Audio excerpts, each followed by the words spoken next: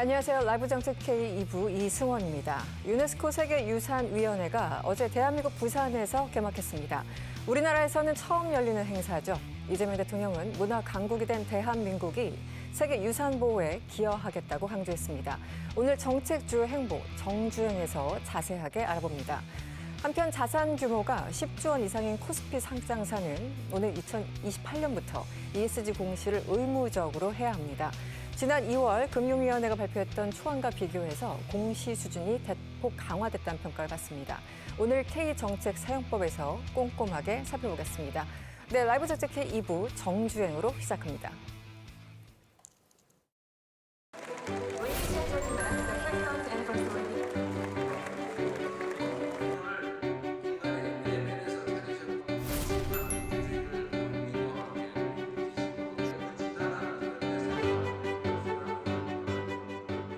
유네스코가 지정한 백범 김구 선생 탄생 150주년 기념해를 맞아 대한민국 부산에서 유네스코 세계유산위원회가 열리게 된 것을 우리 대한민국 온 국민과 함께 진심으로 축하드립니다.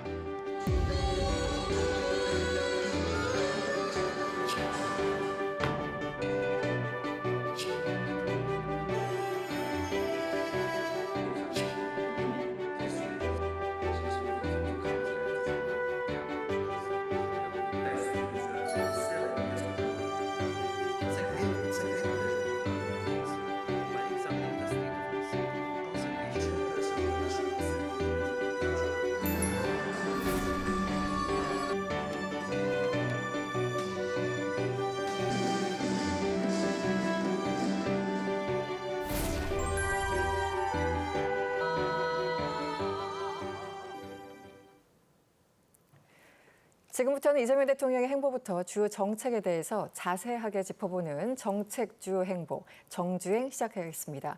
박진영 시사평론가 그리고 이혜진 기자와 함께합니다. 두 분 어서 오십시오. 안녕하세요. 네, 안녕하세요. 네. 유네스코 세계유산이라고 하면 각자 마음속에 하나씩 뭔가가 있을 거예요. 저 같은 경우는 우리나라 갯벌이, 그 끝없는 갯벌이 가장 먼저 생각나는데 우리 박 평론가님은 뭐가 혹시 생각나십니까? 뭐 갯벌도 생각나고요. 네. 저는 한국의 서원. 서원. 네. 서원이 이 건축학적 가치로는 뭐 국보급이나 그렇지 않거든요. 근데 서원에 담긴 정신이 있잖아요. 네. 뭐 청렴함 또는 공정 그리고 사회에 대한 건강한 비판의식 이런 건물의 시설의 공간에 담긴 정신까지도 문화유산이 아닐까 그런 생각이 들고 네. 또 문화유산이라고 하는 것은 과거에서부터 현재까지 이어져거든요.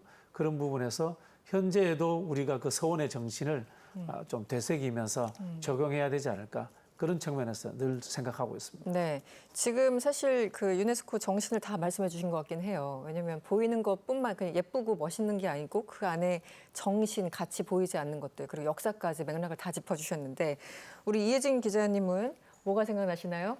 저는 울산에 있는 반구천 암각화가 떠오릅니다. 네네. 대학생일 때 제가 가본 적이 있었거든요. 근데 실제로 가보면 굉장히 그냥 흐리잖아요. 사실 잘 보이지가 않잖아요. 맞아요. 네네. 이제 그때는 제대로 못 봤었는데 요즘은 가면 AI 망원경이라고 해서 스마트폰으로 이렇게 찍으면 그 고래가 있는지 호랑이가 있는지 이런 것들을 다 보여준다고 합니다. 아, 그렇습니까? 네. 네, 그때는 제가 대학생일 때는 스마트폰이 없었거든요. 그래서 그때는 볼 수가 없었는데 네. 지금 가면 또 아이들하고 같이 그런 거 볼 수 있다고 하니까 네. 좀 가족들과 같이 한번 다들 가셔서 한번 보시면 좋을 것 같습니다. 네, 알겠습니다. 지금 부산에서 진행 중인 유네스코 세계유산위원회 이런 것들을 정하는 거지 않습니까? 각국에 좀 내놓으라 할 만한 그런 것들을 정하는 그런 엄청나게 중요한 행사인데 뭐 일종의 문화유산 올림픽이라고 할까요? 우리나라에서는 처음 열린다고 합니다. 이번 행사에 대해서 좀 자세하게 설명해 주시죠.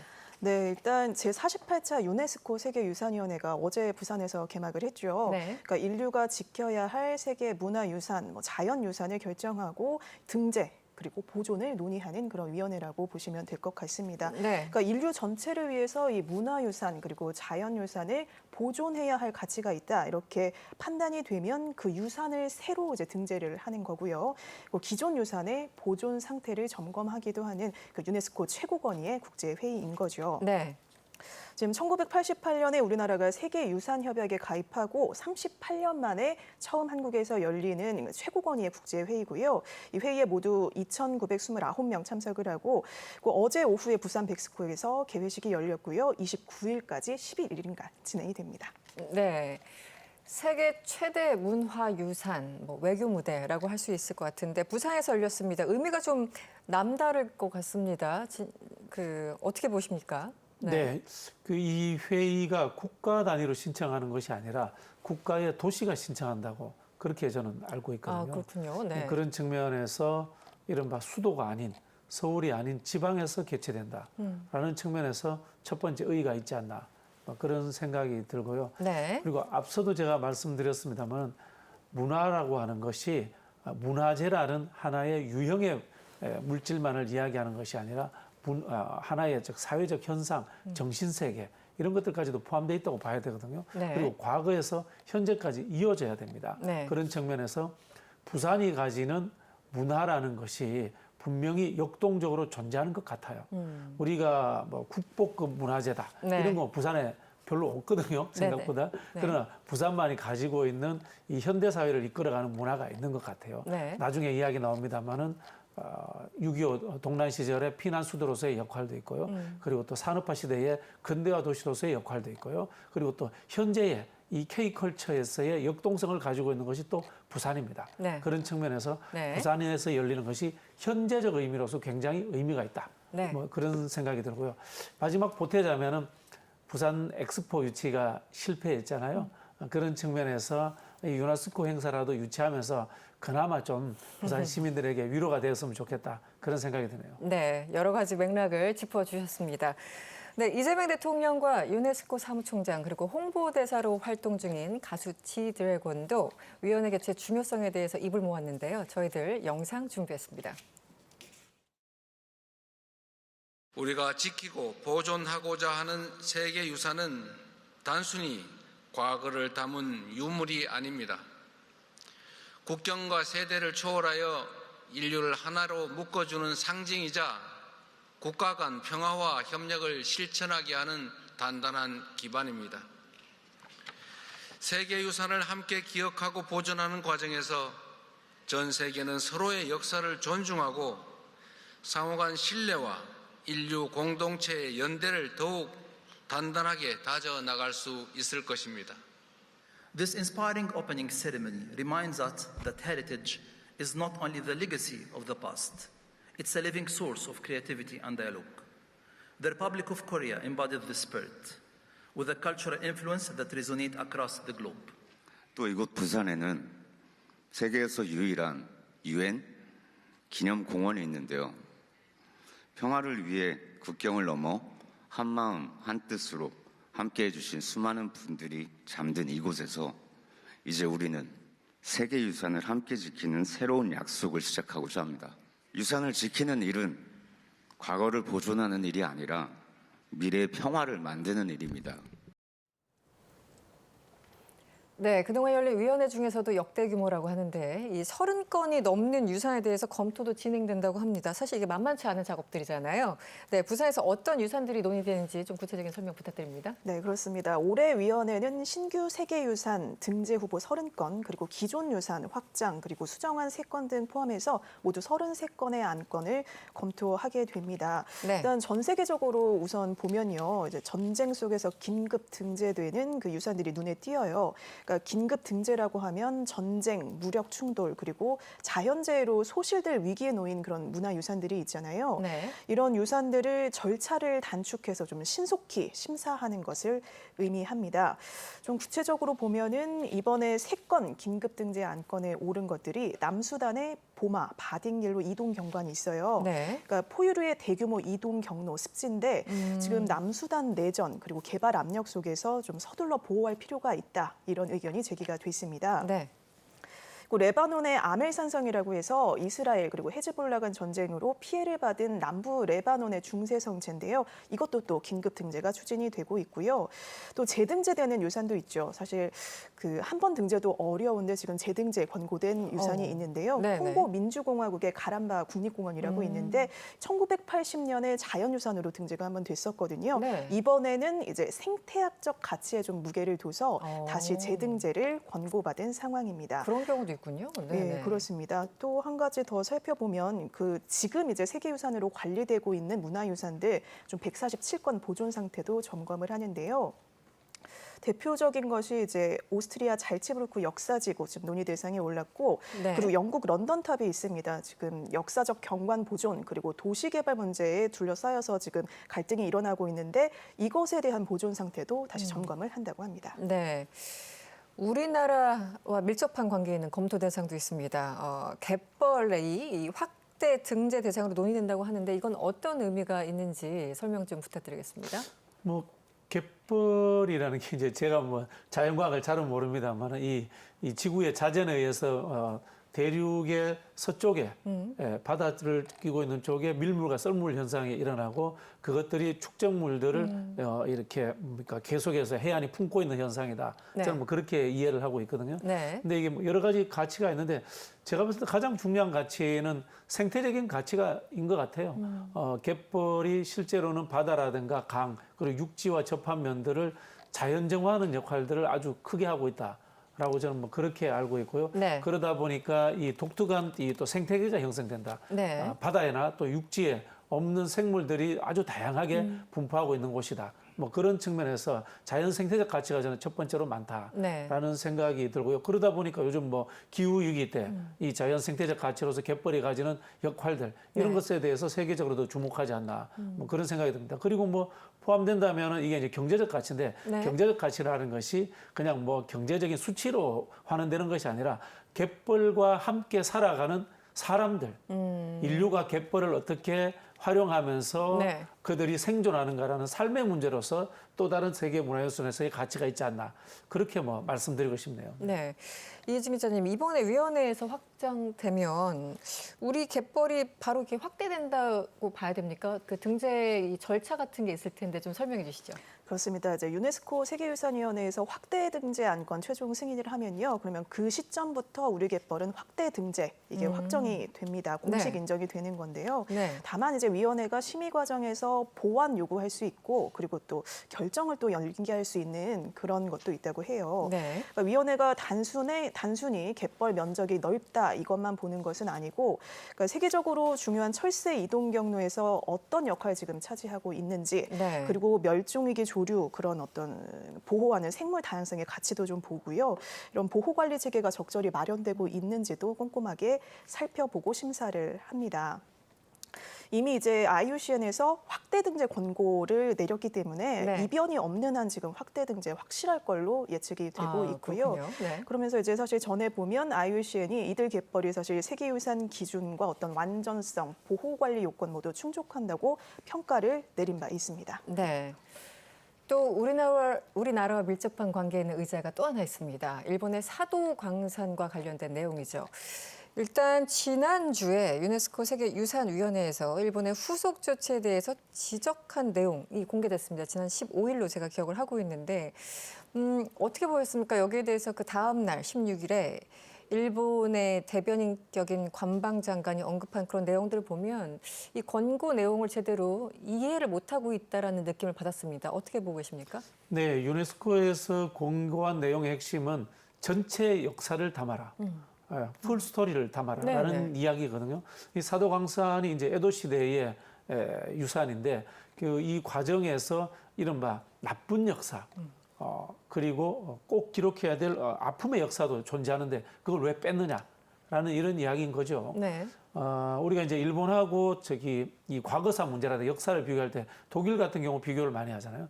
독일 역사에서는 아우슈비츠에서 있었던 그런 홀로코스트의 역사도 독일의 역사로 분명히 기재가 되어 있습니다. 네. 그리고 독일인들은 거기에 대해서 반성합니다.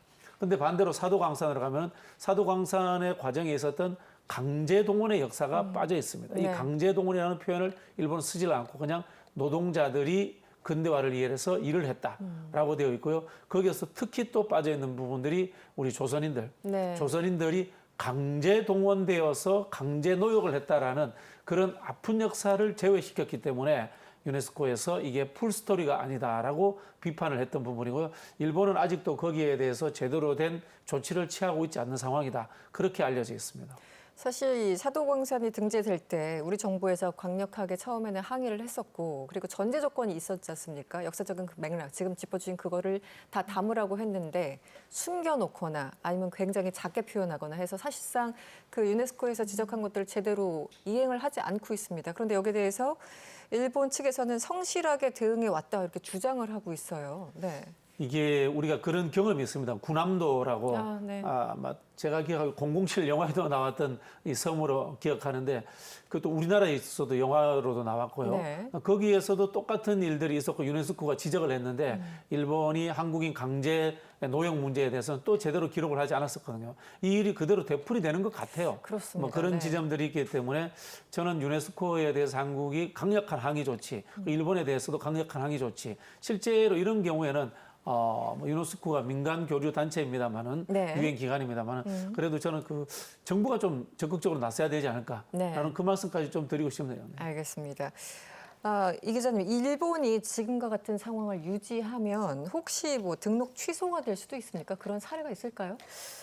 글쎄요. 이거 같은 경우는 좀 어려울 것 같습니다. 왜냐하면 지금까지 그 한 번 등재가 됐다가 네. 취소된 사례가 3건밖에 되지 않습니다. 그래서 아. 실질적으로는 조금 어렵다 이렇게 보는 분위기입니다. 네. 현실적으로 어렵다. 한 3건 정도.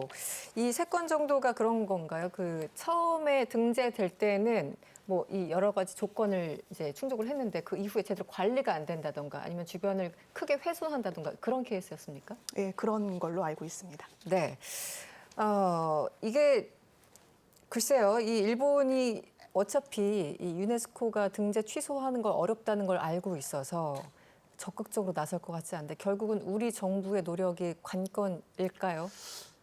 그럴 수밖에 없죠. 네네. 결국은 저는 이게 이제 유네스코라는 기구에 대해서도 우리가 외교력을 행사해야 됩니다만은 일본과의 그 양국가 간의 문제에서 한 번쯤은 분명히 지적할 부분이 있다라고 생각이 듭니다. 이건 네. 결국은 한일 양국 간에 오랫동안 있었던 과거사 문제와 연관되는 주제지 않습니까? 네. 그런 부분이기 때문에 외교적 차원에서 분명히 우리가 한번 제대로 짚어놓고 여기에 대해서 어떤 조치를 해야 된다고 봅니다. 네. 알겠습니다. 네, 한편 이번 유네스코 개막된 부산은 우리 역사 속에서 파란 수도로 기록돼 있죠. 이 대통령 부산의 이런 역사를 강조하면서 위원회 개최를 운명이라고 언급하기도 했습니다. 영상 확인하고 오겠습니다. 부산은 6.25 전쟁의 포화 속에서 피란 수도가 되어 온 나라의 운명을 짊어졌고 국제 원조의 관문으로 전 세계의 손길을 받으며 나라의 성장과 번영의 토대를 다져온 곳입니다. 이러한 역사를 간직한 도시 부산에서 인류의 소중한 유산을 국제사회가 함께 지키고 계승하는 유네스코 세계유산위원회가 열린다는 것은 어쩌면 운명과도 같은 것입니다. 유네스코는 단순히 아름답거나 오래된 것만 유산으로 지정하는 것은 아닙니다. 기억하고 보존하는 가치를 중요하게 여기는데요. 부산도 이 지점을 염두에 두고 유네스코 등재를 추진하고 있다고 하는데 그 배경 좀 설명해 주시죠. 네, 그렇습니다. 이제 한국 전쟁기 피란 수도 부산 이것을 이제 세계유산에 등재하기 위해서 현재 그 예비 평가 신청을 준비 중인데요. 2030년 등재가 목표입니다. 네. 예, 한국 전쟁 시절에 이제 밀려드는 피난민들이 살기 위해서 묘지 위에 이제 집을 지은 그 비성 문화 마을이 있고요. 네. 그리고 과거에 전쟁 물자를 봤던 일부두가 있고 피란 수도였던 건물까지 어떤 다양한 유산들이 부산에 집중이 돼 있습니다.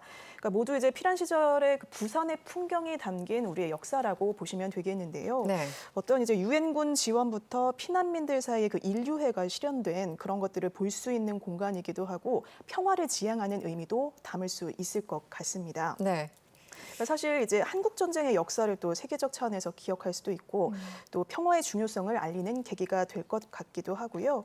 그러면서 이제 사실 이번에 이제 부산 유네스코 문화유산위원회 개최 과정에서 심사 주체들이 미리 피란수도 부산을 살펴볼 수가 있잖아요. 네. 그래서 이 과정에서 좀 등재에 가점이 붙지 않을까 이런 기대감이 있습니다. 그래서 부산시가 또 피란수도 현장 투어 같은 다양한 프로그램 마련해서 좀 더 이런 그 가점이 맞을 수 있게 좀 공을 들이고 있는 분위기인 것 같습니다. 네.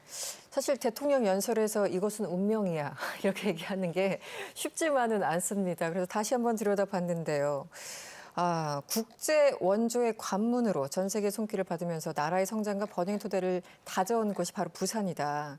그래서 여기서 유네스코 세계유산위원회가 열린다는 것은 어쩌면 운명과도 같은 것이다. 이렇게 발언했습니다. 어떻게 보셨어요? 근데 그 국가의 이제 대통령으로서 당연히 그 국가를 지키기 위한 과정들이지 않습니까? 네.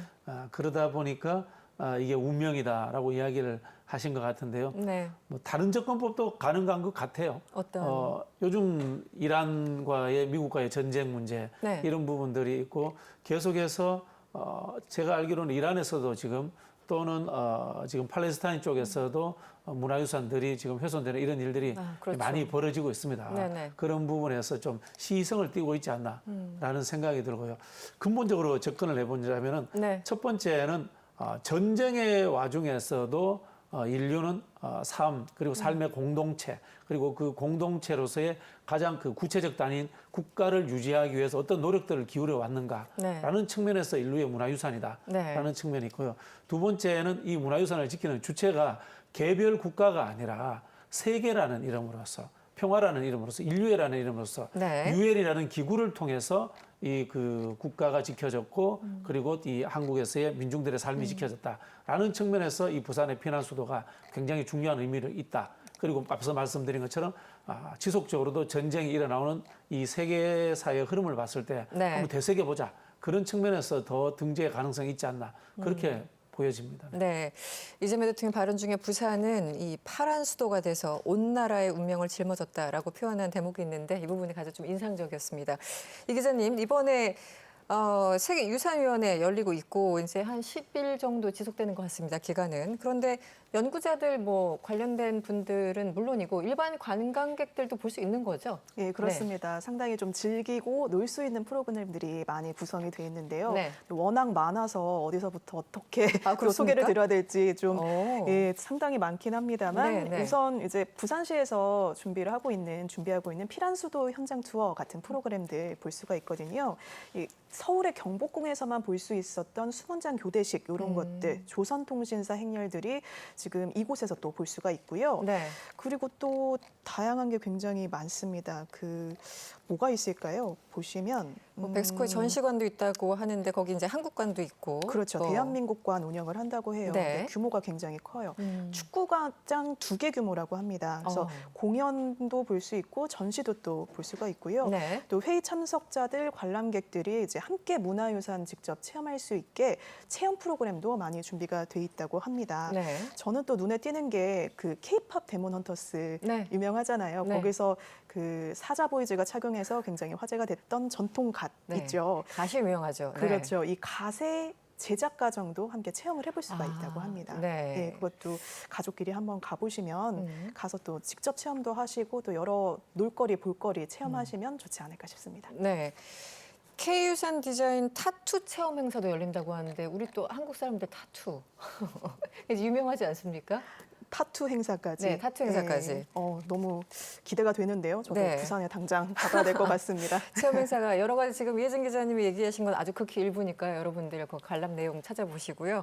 혹시 투어 하실 때 참고하시면 좋을 것 같습니다. 평론가님, 부산 포함해서 사실은 어떤 행사가 열리면 예전에 경주도 마찬가지였지만 거기 딱 그 제한적인 영역뿐만 아니라 주변에서도 뭔가 조금 훈기가 돌지 않습니까? 이번에 큰 행사가 열렸고 뭐 참가 인원만 한 3,000여 명 된다고 하니까 엄청나게 큰 행사 맞습니다. 이 지역적으로 얻는 효과도 있을 것 같은데 어떤 것들이 좀 기대되나요? 그렇죠. 부산의 문화유산이 그렇게 많아? 이렇게 생각하는 분들이 제가 앞서도 말씀드린 것처럼 질문하는 분들이 있을 텐데요. 저는 사실 개인적으로 저기 피난수도 유산을 거의 다 가봤습니다. 그러셨어요? 네. 한 2번 이상씩 가봤던 것 같은데요. 부산의 특징이 문화유산이 과거에 있지 않고 현재에 그대로 다 보인다. 라는 측면들이 네. 부산의 장점인 것 같아요. 우리가 6.25 전쟁을 겪으면서 한국의 대도시들은 거의 다 파괴되고 새롭게 재구성되었어요. 그렇죠. 그러나 유일하게 이 북한군의 포격에 의해 가지고 망가지지 않은 도시가 부산입니다. 그대로 유지하고 있는 그게 굉장히 다른 점이겠군요. 그렇죠. 네. 그래서 이제 사실은 이제 삼복도로라든가 또 꼬불꼬불한 길 네네. 이런 길들이 그대로 남아 있고 반듯하게 정리되지 않은 측면이 있습니다만은 그러네요. 그런 부분들이 그대로 아직도 이제 즐길 수 있는 살아있는 유산으로서의 부산이 남아 있는 거고요. 네. 그리고 잘 아시겠지만은 부산이 또 먹거리가 또 아주 또 그렇죠. 풍부하고요. 네. 우리 또 대한민국 최고의 해양 도시로서 네. 즐길 거리, 뭐 관광거리 이런 것들이 충분합니다. 그런 부분에서 부산 그리고 또 뭐 진해 네. 이쪽까지도 연결해가지고 여러분들에게 좀 즐거움을 줄 수 있는 그런 유산 그리고 또 여가를 즐기는 투어가 될 거다 그런 생각이 듭니다. 네. 세계유산위원회 통해서 국민들이 다시 한번 이제 문화유산에 대해서 생각을 할 수 있는 기회가 되기도 했고 저희들 이 방송하는 순간에도 많은 분들이 관심을 갖기 시작할 텐데 우리 어떤 앞으로의 정책에도 어떤 전환점이 될 수 있을까요? 어떻게 기대하십니까? 네, 세계유산위원회 부산 개최는 이제 말씀하신 것처럼 국민적 관심을 높이고 그리고 또 정책 발전의 동력을 마련하는 어떤 계기가 될 걸로 기대가 됩니다. 네. 하지만 이제 실제 변화는 정부와 또 지자체가 후속 정책, 예산 그리고 제도 개선까지 이어질 때 좀 더 구체화될 걸로 보이고요. 네. 그러니까 이번 부산에서 열린 유네스코 세계유산위원회는 그러니까 단순히 세계유산 등재 여부를 논의하는 어떤 국제 회의를 넘어서 국민들이 어떤 우리 문화유산의 가치를 세계적인 관점에서 다시 바라보는 계기가 될 걸로 예상을 하고 있습니다. 알겠습니다. 네, 주제를 조금 바꿔보겠습니다. 지난주에 있었던 업무 보고 내용도 한번 짚어보도록 할게요. 총 2주에 걸쳐 예정돼 있던 하반기 업무 보고 가운데 첫 주 일정이 일단 마무리됐습니다. 기자, 첫 주 업무 보고에서 어떤 점이 좀 인상적이었는지 궁금한데요. 네. 네, 저는 국민참여단의 참여가 인상 깊었는데요. 네. 그러니까 정책 수요자들의 의견을 적극 반영하겠다 이런 취지로 국민참여단을 이번에 좀 배치를 했잖아요. 그러니까 그때 이제 200명 모집하는데 한 1,200명 넘게 신청을 해서 경쟁률이 6.3대 1이었습니다. 상당히 네. 높았죠. 그래서 이 대통령에게 직접 업무 보고에서 질의를 하거나 또 여러 가지 참여를 또 했었는데 이때 이제 업무 보고 생중계로 어떤 누리꾼 의견을 적극 소개를 한 것도 눈에 띄었어요. 뭐 다 이 대통령이 중요한 국민 의견이니까 참고하면 도움이 된다 이렇게 언급을 했었고 다 기록해서 각 부처에 나눠주고 조치하도록 해라 이런 지시 내용도 굉장히 인상적이었습니다. 특히 이제 부처마다 특색 있는 영상 자료를 준비해서 또 화제가 됐었는데요. 네. 해당 영상 몇 개 준비했습니다. 함께 보시죠. 대통령님이 들으시는 건가요? 대통령님, 저 보이시나요? 네, 정보가 더 이상 공공재가 아니라 기업들이 긴장하고 지켜야 할 권리가 됐다는 걸 확실히 느낄 수 있었습니다. 털린 내 정보 찾기, 그리고 지우개 서비스 추천합니다. 수출의 새 심장, 압도적 점유율, 역대 최대 수출 실적. 그 주인공은 반도체, 그리고 검은 반도체 KGM. 아니 이 감독 간호사까지 집에 찾아오는 거는 좀 그렇지 않아? 나 보건복지부에 전화해본다. 살던 집과 동네에서 의료 요양 돌봄 서비스를 한 번에 지역사회 통합 돌봄. 악역이 필요 없는 시대.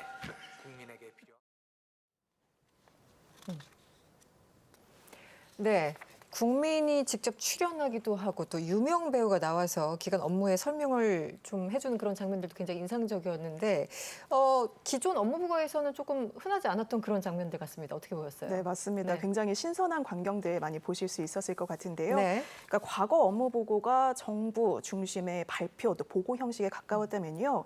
이번에는 국민이 직접 참여를 했고 그리고 부처별 홍보 영상도 앞서서 보신 것처럼 굉장히 신선하게 소개가 됐잖아요. 그래서 보다 친숙하고 외에도 어떤 소통 중심의 방식들이 눈에 띕니다.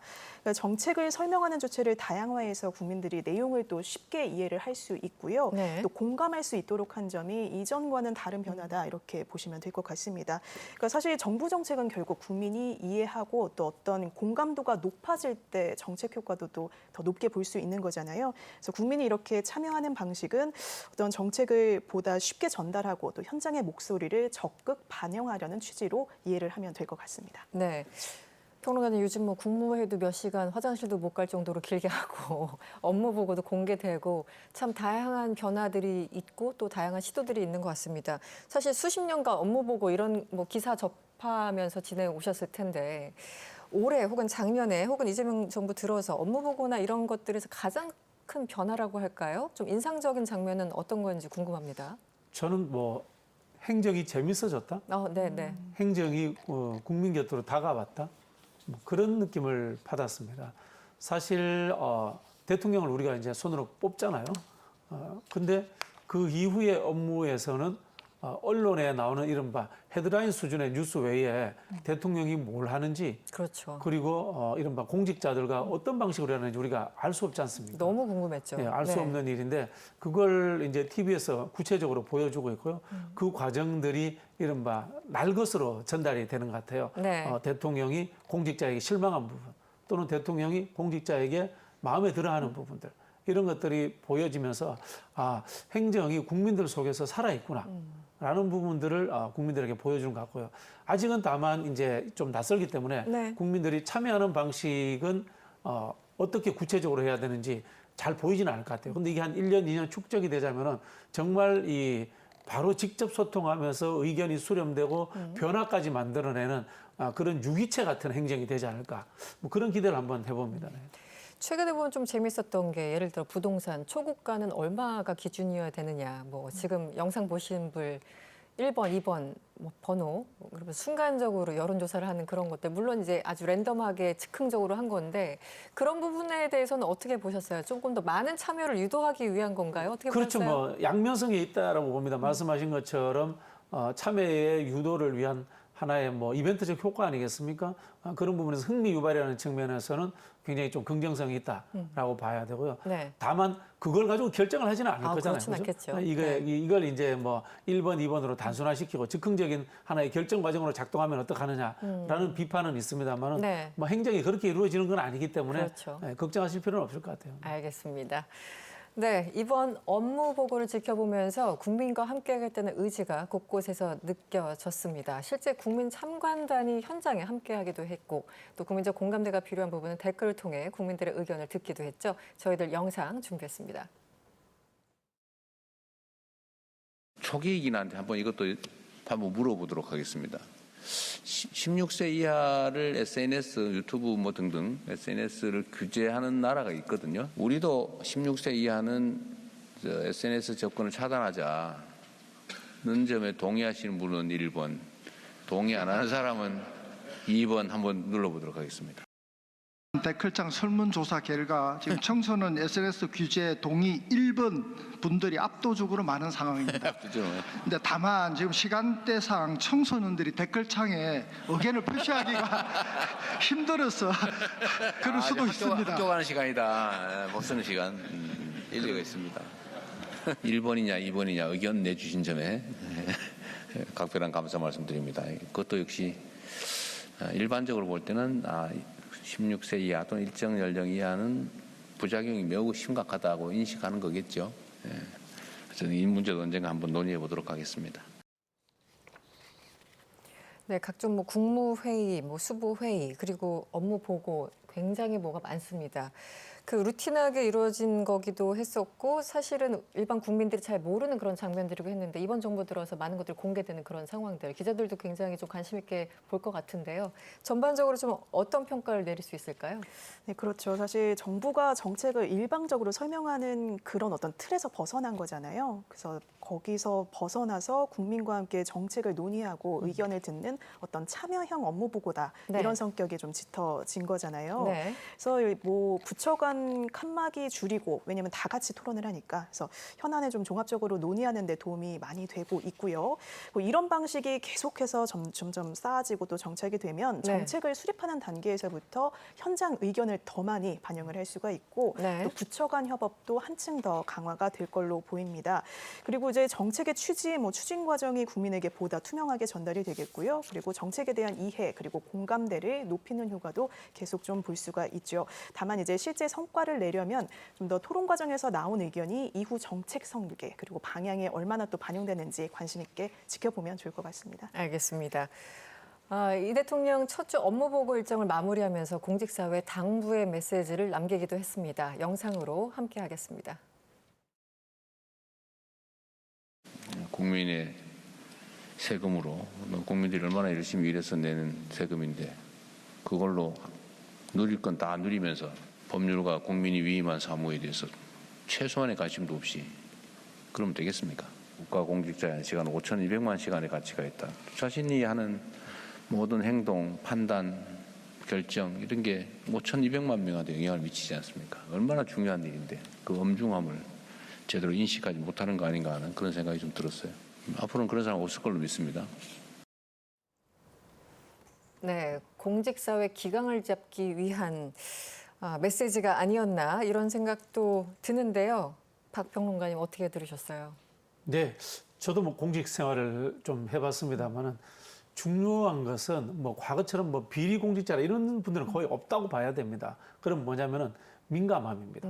깨어 있음입니다. 네네. 국민들이 힘들어하는 것, 가려워하는 것이 무엇인지 즉각적으로 반응하는, 영어로 하면 sense and sensibility 네네. 이렇게 이야기할까요? 이성과 감성이 깨어가지고 늘 민감하게 국민들의 요구에 반응하는 것이 공복의 자세입니다. 네. 그런 부분들을 대통령이 말씀하시는 거고요. 사실은 대통령의 국정 운영 방식과 행정하는 방식이 그런 것 같아요. 네.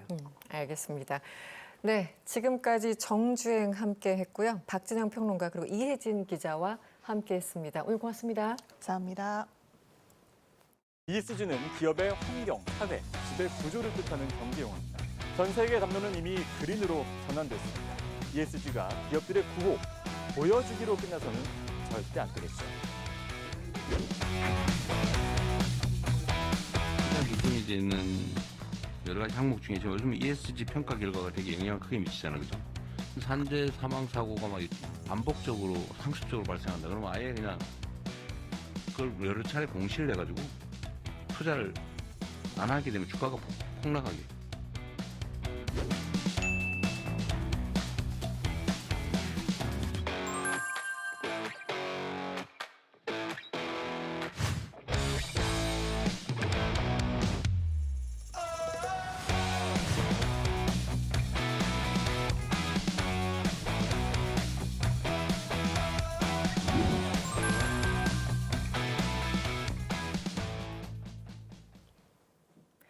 (2028년부터) 자산 10조 원 이상 코스피 상장사는 ESG 공시를 의무적으로 해야 합니다.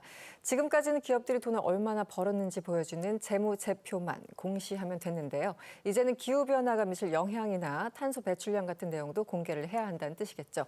네, 지연영 변호사와 이야기 나눠보도록 하겠습니다. 어서 오세요. 안녕하세요. 네, ESG 전문가 이렇게 표현을 해도 될까요, 변호사님? 예. 네, 오랜 시간 동안 환경 문제, ESG 문제에 대해서 연구를 많이 해 오셨던 분인데 그래서 오늘 특별하게 모셨는데요. 사실 ESG라는 단어를 많이 들어요. 심지어 상업 광고에서도 많이 나와요. 네. 버스에도 이 글씨를 본 것 같아요. 그런데 저 뭐지 물어보면은 좀 헷갈려요. 일단 ESG가 뭔지 그리고 ESG 공시가 무엇인지 자세하게 설명 부탁드립니다. 네. ESG는 이제 흔히들 착한 기업 이런 것들 이제 사회적 책임 이런 부분들을 강조하기도 하는데 사실 그런 개념이라기보다는 이제 자본시장에서 그 기업의 가치를 판단할 때 이제 기존의 재무 정보를 기반으로 주로 평가를 했다면 이제 기업이 어느 정도 기후 변화에 대응을 하고 있는지 아니면 산업재해라던가 그 노동 인권을 어떻게 보호하고 있는지 기업의 투명한 그 지배 구조 이런 ESG 정보 즉 비재무 정보들이 그 재무 정보에까지 영향을 미칠 만큼 중요한 정보가 되면서 네. 이제 그 ESG 경영, ESG 투자 이제 이런 부분들이 좀 더 강조되고 사회에서 주목을 받게 된 것 같고요. 그 ESG 공시를 하면 이제 그 우리가 그 주식을 거래할 때 보통 뭐 일반 물건을 거래하는 것처럼 그 주식만 보고 그 판단을 하기가 어렵기 때문에 이제 정보 공시가 이제 중요하게 됩니다. 네. 그래서 일정 기준을 가지고 정보 공시를 이제 하도록 하는 부분이 ESG 공시라고 할 수 있겠습니다. 네. 그러면 예를 들어 이게 시작이 되면 우리 이제 일반 투자자들 이런 분들 그냥 들어가서 그냥 볼 수 있는 건가? 이 회사 상태가 어떤 건지 이런 내용들을 맞습니다. 우리 지금 재무제표 보듯이 뭐 수익률 이런 거 보듯이 그냥 볼 수 있다라는 거죠? 맞습니다. 검색하면? 사업 보고서에 네. 이제 그 ESG 정보를 이제 의무적으로 공시를 하게 되는 제도입니다. 네. 그럼 정부가 최근 ESG 공시를 뭐 언제부터 어떤 기업 먼저 시작한다 이렇게 발표를 했는데 원래는 제가 알기로도 올해 초만 해도 한 30조 이상 이렇게 들었어요. 그런데 당초 계획보다 훨씬 강화돼서 10조 원 이렇게 됐습니다. 이 배경을 좀 설명 좀 부탁드려도 될까요? 네, 말씀 주신 대로 이제 네. 기존의 안보다 좀 강화된 안이 이제 나오게 됐는데요. 네. 아무래도 그 초안이 나오고 나서 이제 의견 수렴 기간을 금융위원회가 가졌고요. 그때 네. 이제 글로벌 투자자들 그리고 또 우리나라 국민연금과 같은 기관 투자자들이 ESG 정보를 활용하는 부분들이 이제 주식 투자에 있어서 굉장히 필요하고 그러려면 더 많은 기업의 비교 가능한 정보가 시장에 이제 나와야 한다라는 요구가 있었던 것으로 네. 알고 있습니다. 기관 투자자 입장에서는 이게 굉장히 필요한 정보였군요. 맞습니다. 네. 네. 오히려 그러니까 기준을 강화하라는 건 왜냐하면 우리가 특히 국민연금 같은 데는 워낙 규모가 크지 않습니까? 그래서 이런 맞습니다. 정보가 반드시 필요하다는 건데 그런 맥락인가요? 맞습니다. 그 기관 투자자들 같은 경우에는 이제 유니버설 투자자라고 해서 거의 자본시장의 모든 그 주식을 보유하고 또 투자를 하고 있기 때문에 이 장기적인 그 판단이 매우 중요합니다. 네. 근데 이제 기후 변화와 같은 이제 그런 비재무 정보들이 주식 시장에 장기적인 영향을 굉장히 의미 있게 미친다라는 부분들의 이제 경험과 이제 연구를 토대로 이제 그런 요구들을 하게 되었습니다. 네. 공시하는 방식도 거래소 공시에서 법정 공시로 간다고 하는데 일단 우리 법정이란 단어 붙으면 굉장히 무섭잖아요. 네. 법정 공시. 뭔가 강력한 구속력이 있는 것 같은데 이 차이도 좀 설명해 주시죠.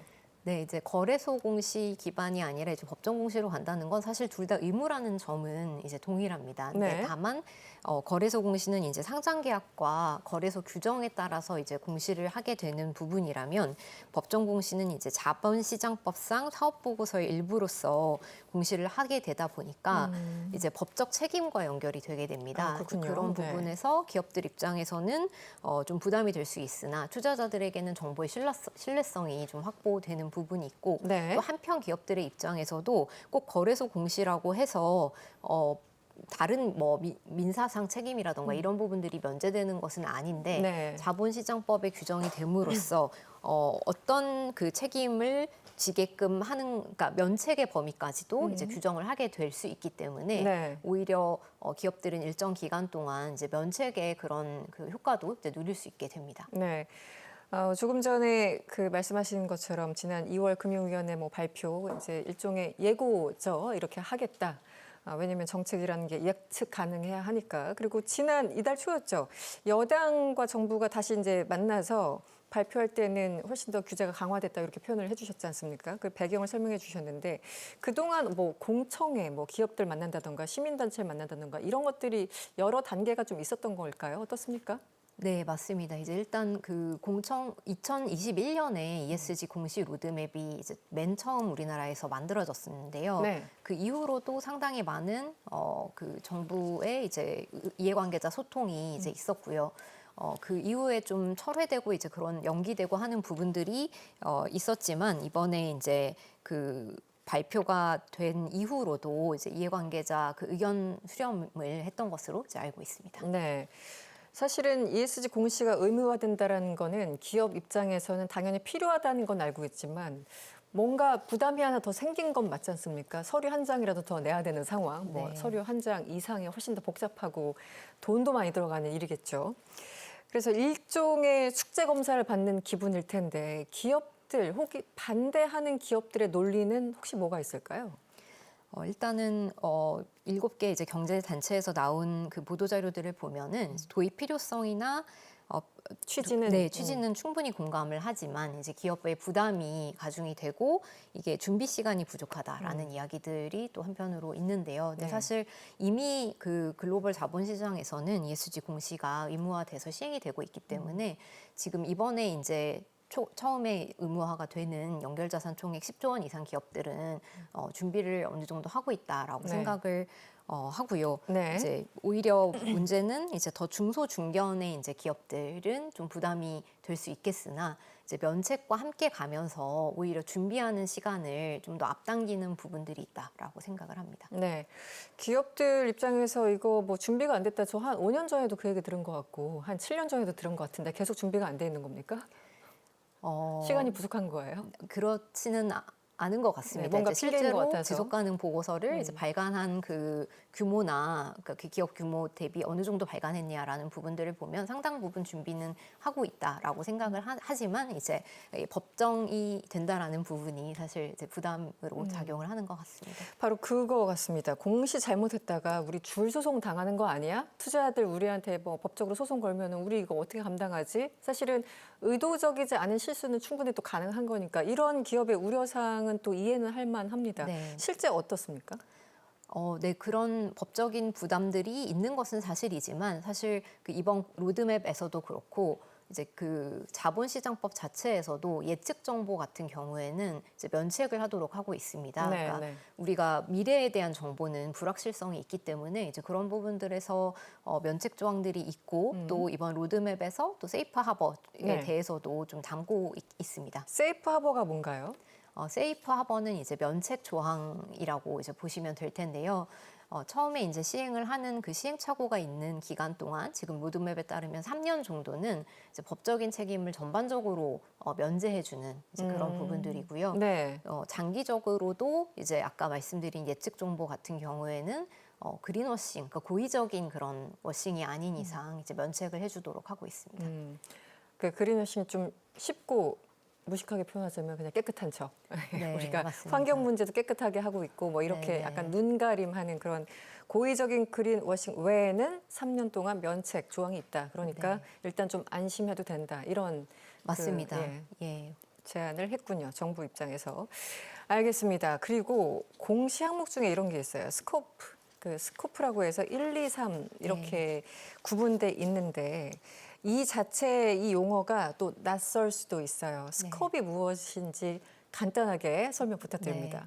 그 기업이 이제 사업 활동을 함에 있어서 온실가스를 배출을 하게 되는데요. 그 부분을 범주화하는 것을 스코프 1, 2, 3로 이제 나누고 있고 스코프 1 같은 경우에는 기업들이 직접 바로 배출하는 이제 공장에서 뭐 이렇게 공장에 뭐 가동을 하거나 해서 나오는 온실가스가 될 거고요. 스코프 네. 2는 기업 자체에서 우리도 지금 전기라던가 난방이라던가 이런 걸 하고 있는데 네, 어쨌든 탄소 배출을 우리도 지금 하고 있는 거죠. 맞습니다. 네. 그런데 이건 이제 외부에서 오는 그 배출원이긴 전기. 하잖아요. 그래서 그 부분을 스코프 2라고 하고 있고 이제 그 외에 모든 간접 배출원, 특히 이제 기업의 입장에서는 가치 사슬이라고 해서 기업의 그 활동 전반 원재료부터 이 기업의 그 제품이 만들어지는 그 모든 단계 그러니까 본인들이 직접 배출하는 것 외에 간접 배출을 스코프 3라고 이제 하고 있습니다. 네. 그래서 간접 배출까지 그 모든 것들을 포함하니까 굉장히 방대하고 좀 추상적이기도 하고 예를 들어 우리 거래하는 저 협력사에서 얼마나 배출하는지 그리고 사실은 이제 삼성이나 이런 거대 기업들 보면 하청. 그럼 어디까지를 협력업체로 봐야 되는지 이 스코프 3에 대해서는 굉장히 논란이 여전히 많은 것 같습니다. 좀 정리를 해주시면 어떨까? 정리가 돼가고 있습니까? 네, 일단은 그 국제 기준, 그 GHG 프로토콜이라는 곳에서 15개의 카테고리로 스코프 3를 이제 나누고 있고요. 네. 각각의 부분을 어떻게 산정하면 되는지에 대해서도 가이드를 가지고 있습니다. 그리고 이것이 직접 협력사로부터 정보를 받아서 직접적으로 계산을 해서 직접적인 데이터를 가지고 산정을 할 수도 있지만 네. 추정을 하는, 그러니까 계산의 방식에 따라서 할 수 있는 부분들도 이제 인정을 하고 있어서 이제 그 모든 데이터를 아주 가장 말단의 협력사까지 이제 받아와야 하는 것은 아닙니다. 네. 스코프 1, 2, 3 할 때 저도 예전에 이제 기사를 좀 쓰고 혹은 볼 때마다 헷갈렸던 게 예를 들어 이제 대기업이 있어요. 직원이 어마어마하게 많습니다. 이분들 중에서 몇 분이 출장을 갑니다. 워싱턴까지 출장을 가요. 그럼 일단 택시를 타든 버스를 타든 인천공항 가잖아요. 그것도 비행기를 타고 워싱턴 가서 거기서 또 택시를 타고 이동합니다. 이 모든 발자국 하나가 탄소 배출의 스텝들이죠. 네. 이거는 스콥 1, 2, 3 중에 어디에 해당됩니까?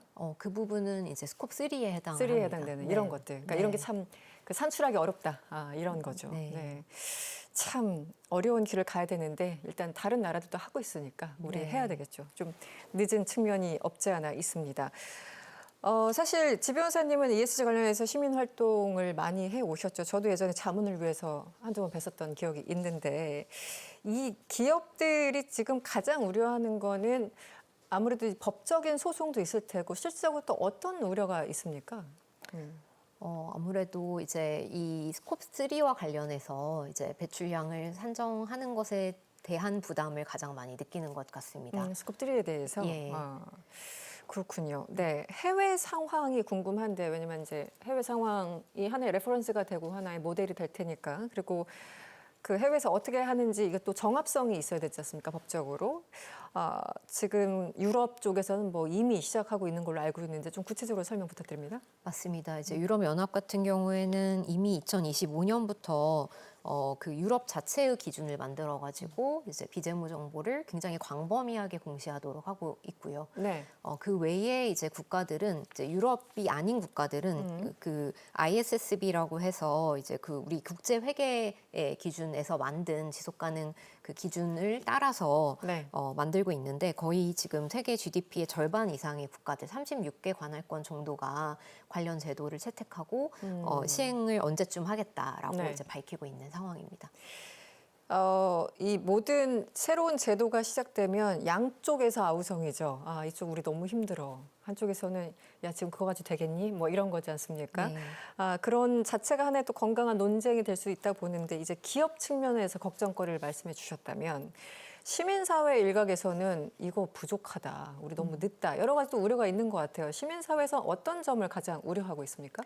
시민사회에서는 이제 그 아까 제가 말씀드렸던 그 국제회계기준원에서 만든 그 지속가능성 기준이 제시하고 있는 국제 기준이라는 것이 있는데요. 네. 그 부분에서 우리나라가 지금 가겠다는 방향이 좀 완화되어 있는 부분들이 상당히 있습니다. 그래요? 예를 들면 네. 스콥 3 같은 경우도 그 의무화 시기를 3년까지 유예하겠다라는 것이 이제 국제 기준은 1년 유예를 권고하고 있는데요. 그런 부분들이 큰 차이가 있고, 있군요. 네. 예, 그리고 또 우리는 지금 기후공시 의무 그리고 그 외의 것들에 대해서는 다 선택으로 가고 있는데요. 이제 네. 국제 기준에서는 기후뿐만 아니라 환경의 다른 부분들이라던가, 아까 사회라던가 이런 부분들까지 다 의무화하는 것을 이제 국제 스탠다드로 이제 가지고 있는데 이제 네. 그런 부분들에서 이제 아쉬움을 이야기를 하고 있고요. 네. ESG가 말 그대로 E는 환경이고 S는 사회 그리고 G는 거버넌스 이 세 가지 이제 그 분류법으로 우리가 좀 구분할 수 있는데 특히 유럽에서는 가장 규제가 심한 거는 아무래도 인권 부분이잖아요. 예를 들어 강제 노동도 있을 수 있고 맞습니다. 아니면 처우를 제대로 못하는 정말 그런 것들. 이래서 인권위에서도 다양한 의견이 좀 있었을 것 같아요. 어떻습니까, 이 부분은? 맞습니다. 인권위에서도 지난번 초안이 나오고 나서 이제 의견 수렴 기간에 이제 의견을 공개적으로 표명을 한 바가 있는데요. 네. 그 인권과 관련된 부분들도 이제 의무화해야 된다라는 네. 이야기를 이제 했던 것으로 알고 있습니다. 네. 일단 공시를 했어요. 했다고 치자고요. 그런데 이게 진짜인지 가짜인지 솔직히 우리가 알 수가 없잖아요. 누가 어떻게 검증을 합니까? 그래서 이제 우리가 재무 정보의 경우에도 감사라는 게 있고 또 감리 이렇게 그 정보의 그 신뢰성을 담보하기 위한 제도가 있는데요. 우리 그 비재무 정보에서는 인증이라고 감사를 이제 표현을 하고 있습니다. 그래서 우리 정부가 30년부터 그 감사에 준하는 인증을 의무화하겠다라고 밝힌 바가 있는데요. 네. 이제 아직 그것을 그럼 누가 할지, 어떤 기준으로 할지 이제 이런 부분들에 대해서 설계를 해야 하는 상황입니다. 네, 알겠습니다. ESG 공시 의무화에 대해서 자세하게 이야기 들었습니다. 오늘 나와주신 지연영 변호사님과는 여기서 인사드리겠습니다. 오늘 고맙습니다. 네, 감사합니다. 네, 라이브 정책회 2부 오늘 저희들이 준비한 소식은 여기까지입니다. 저는 내일 오후 1시에 다시 찾아뵙도록 하겠습니다. 시청해주신 여러분 고맙습니다.